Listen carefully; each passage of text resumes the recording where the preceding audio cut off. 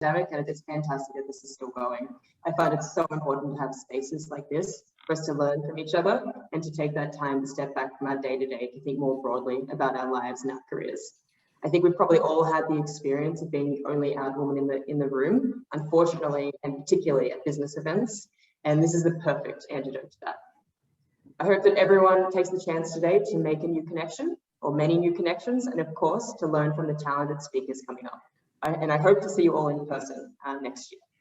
And so I'll hand over to Julia, the moderator for this session. Thanks, Grace. I'm really excited to introduce our speakers, Annie and Anita. Annie is an engagement manager in McKinsey's Chicago office, where she advises healthcare clients on a broad range of topics, including transformations, corporate strategy, M&A, and post-merger integrations. And she has 4 children.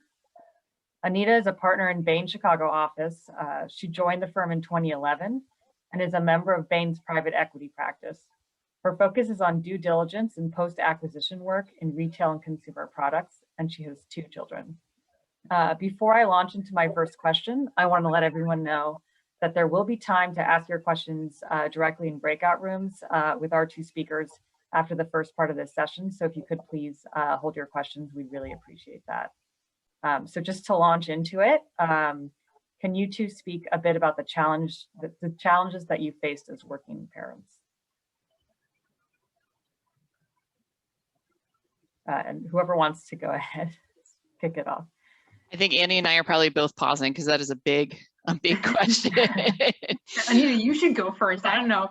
I mean, I can give, maybe, I think it's probably helpful, especially for me, to give some context for how I became a parent, because I was going to say we should both do that. Yeah. Yeah. Let's talk a little bit about that. You gave a really awesome, Julia, professional introduction, but this one's pretty personal, so I'll give that too.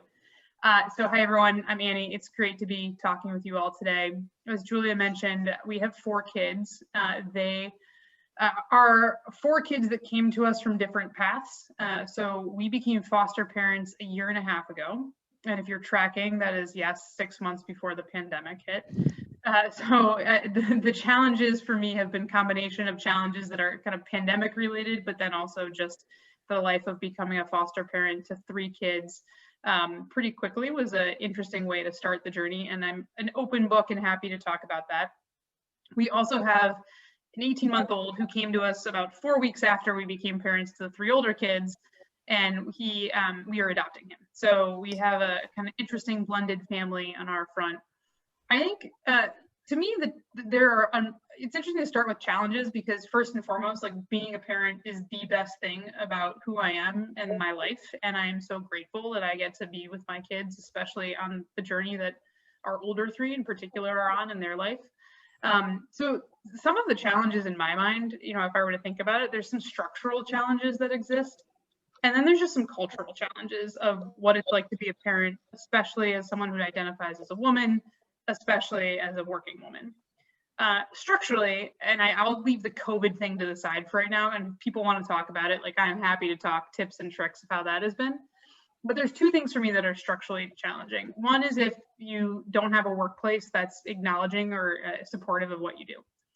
I feel like, and I'm happy to talk about the ways in which I think being a consultant is like the perfect place structurally to be a parent, because there is a ton of flexibility that's offered. I think the second thing structurally that can be really challenging is if you don't have the right structure at home. You know, if you think about like anything in your life you're planning for, kids take a lot of time, they take a lot of money, they take a lot of different resources. And so I'm really fortunate that my wife and I are structured our lives, that we are a team, and that we can kind of think through our day in a way that, especially in COVID, actually, we've been able to think through our day in a way that tag teams that. On the culture side, there's probably a lot we could say. I would say for me, the culture piece is, I have a hard time, just boundaries are a hard thing in general. There's so much that can come your way. And I'm sure for everyone, if you're in business school right now or in the working world or wherever you are, like, the boundary piece is deciding what your priorities are and how you allocate time to that. And we've had to think a lot, and I can go to specifics maybe after this, but of how we prioritize our time with our kids, what our nights look like, what our weekends look like, what our mornings look like. And so just for me, trying to think through what the boundaries are that make a lot of sense. And the 2 that, like, there have been 2 that have been really helpful. The first is the moment where if I'm the only person that can do the job, then I should be the one who, and that's most often true in my personal life. Like, and the beauty of consulting is I have a team. And so often there's a lot of people that can do that job. It doesn't me.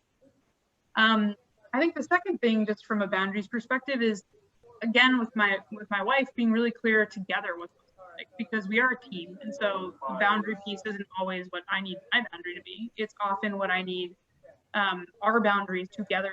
And so, for example, later today, she's got a huge presentation for work. I will be on point for the kids then, and she knows right now. You may see a kid pop in, we'll see. But we know that right now that this is kind of my time. And so the way that we're able to think collectively about that has been very helpful. Anita, you're probably going to say it in a much better way than I will. No, not at all. I think as I was reflecting on what you said, Annie, a lot of similar themes, but also at the same time, I think everyone's parenting journey is very different. So maybe a few slightly different angles to add. So just by way of background, so Anita, very nice to meet you all. My journey, so I married my partner in 2012. And then we had our first child in 2016. Like Annie, I'm also a very open book, so happy to field any questions about my life. But you know, even I think there's a journey to getting to be a parent, right? Which is kind of the first step of the journey. And so we got married. We knew we didn't want to have kids right away. We kind of wanted to, you know, quite frankly, have a little fun, establish ourselves, you know, accomplish some personal goals. And then, you know, when we decided to become parents, there was the question around how would we become parents and what would that look like? And if we were going to have biological children, who would bear them? Ultimately, I ended up giving birth to both of our children. So went through the whole, you know, fertility process and managing that with work and, you know, policies that are not written to cover same-sex couples, et cetera. I'm happy to talk about that as well.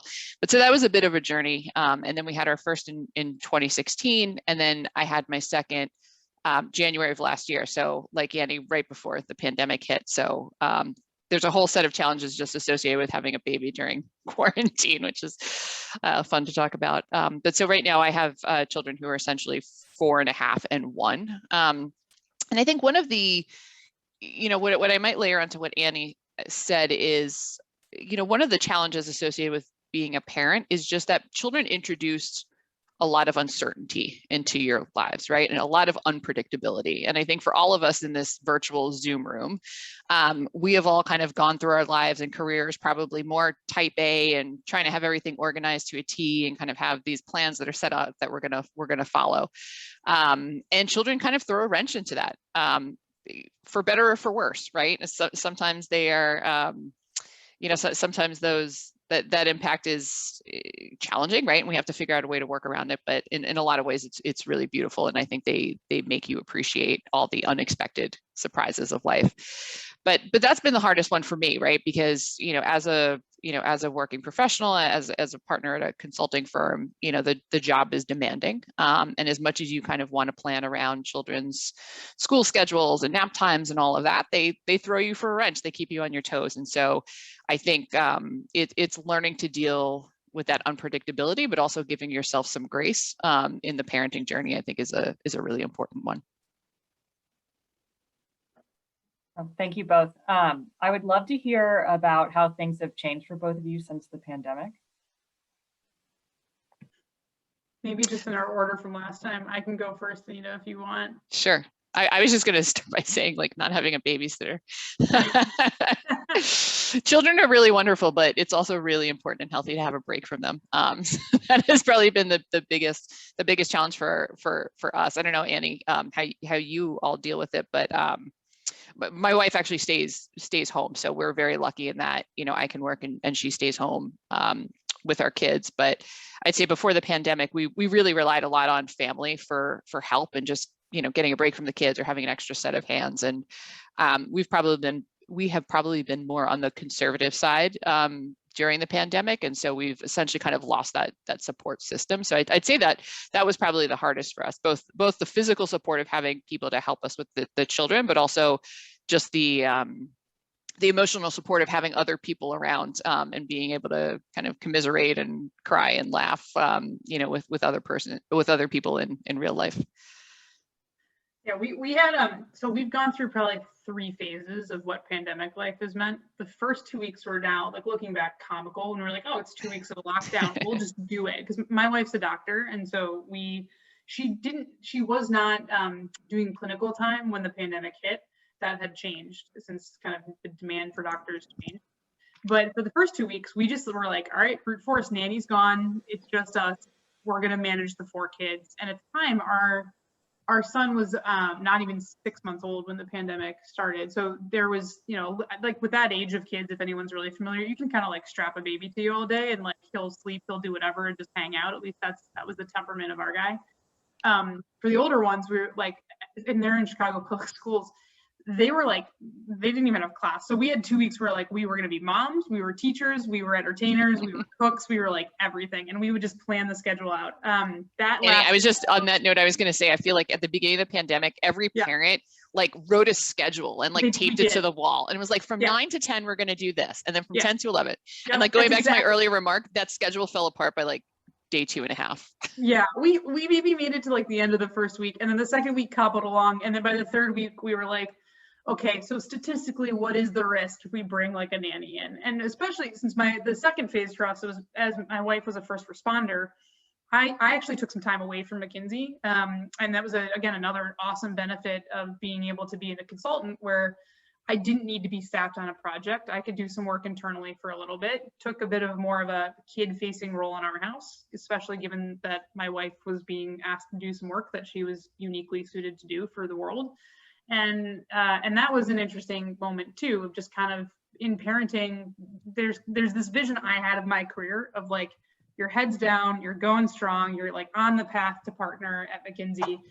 And then sometimes life happens. And like to Nita's point, you figure it out with grace. It hasn't in the long run impacted my career all that much, but for a couple months, it was just a chance to think differently about my role and my priorities.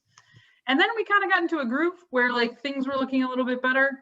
We found a nanny that we really liked, that was going to be able to, you know, agree to the kind of conditions we felt safe in.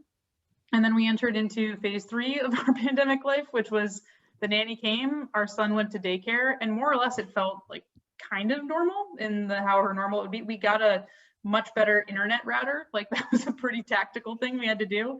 And for our kids too, I mean, again, this is their story is theirs, so I won't tell too much of it, but it was kind of it was a blessing in disguise for the amount of stability it gave them, and being in a very predictable environment for a certain period of time, and to kind of really get some one-on-one attention that they needed. So for us, we kind of found there were some wonderful, beautiful moments. Now we're at a point where like, I think we are in a routine, and you know, I'll laugh a little, like my clients know all my kids because they, for the most part, don't come in, but like my son came in the other day and was like, look, here's a worm I found. And then one of my lead clients asked for a picture of the worm. So you just kind of live the life that you live. And we've, again, had to make adjustments as we go. I think generally it's made us a lot more intentional about the way we spend our time, and very grateful for the help that we've had, because we would not have been able to do this if we hadn't found someone who was really, really great to get us through. And that person was totally our nanny. She was wonderful. Annie, just to piggyback on something that you said, the other cool thing that I've noticed that's happened during the pandemic is the messiness of parenting has become normalized in a sense. So, you know, I think about life pre-pandemic, which actually is hard to imagine these days. But, you know, I remember you would go to work, right? And you went to an office and you sat in client meetings, right? And there was a very clear distinction between who you were as a person and a parent and who you were as a professional, right? And typically the people you were interacting with in your professional world only ever saw you as a professional, right? And so whatever messiness you had going on at home, you kind of had to push it down and put it aside for the however many hours you're working during the day, right? And I think sometimes doing that can be really tough, right? Because the messiness of life doesn't just stop when you walk into your office building, right? But one of the cool things that I've noticed that's happened over the pandemic is with everyone being on Zoom and everyone being at home, to Annie's point, like kids barge in, or, you know, things happen. And, you know, some of my hardest nosed clients that I've worked with for many years that I never, you know, I've only ever seen them in a professional way. You know, I now see them on Zoom, like yelling at their kids off to the side, right? And it's kind of, I think it's made it a lot easier for all of us to acknowledge that, yes, you know, in our interactions, we are professionals first and foremost, but we also have lives that expand well beyond that. And we can be, you know, accepting and appreciative and respectful of what those lives look like, right? And actually maybe feel a little less embarrassed when things happen, right? Because I think, you know, as a parent, one of the hardest things is you always, you know, you want to be accountable and kind of do your best for everyone, you know, in your ecosystem, your kids, your partner, your, you know, your work colleagues, your clients, et cetera. And rarely does that happen. There's always a trade-off, right? And I think, you know, getting a glimpse into people's personal lives has made that easier to see that everyone's kind of making these trade-offs day in, day out in their lives. And I mean, I'll just jump really quickly on the point earlier of like, what do you need culturally to be a good parent? Like, I think one of the blessings that I felt is that starting day one, the leadership I work with really role modeled what it means to just say, okay, like we're figuring this out. Nobody has the perfect answer. And so, yeah, let's normalize it. And then for me as a manager of teams, normalizing for my teams, not everyone I work with has necessarily kids, but yeah, if your dog has a squeaky toy in the background, like, yeah, I might send you a peanut butter bone next time, but like there's things going on that you have to work with, and that's, we're all in it together. Oh, thank you both so much. I don't want to cut into people's question time, so I'm going to open up the breakout rooms. If you could all just select whichever room speaks to you, and give Annie and Anita some time to get into their own rooms, because they, you know, also need to select in. I'm going to join my own breakout room, right? I was going to say, I want to join yours, Annie. I was going to say, yeah. All right. Thank you so much for everyone. See you in the breakout rooms.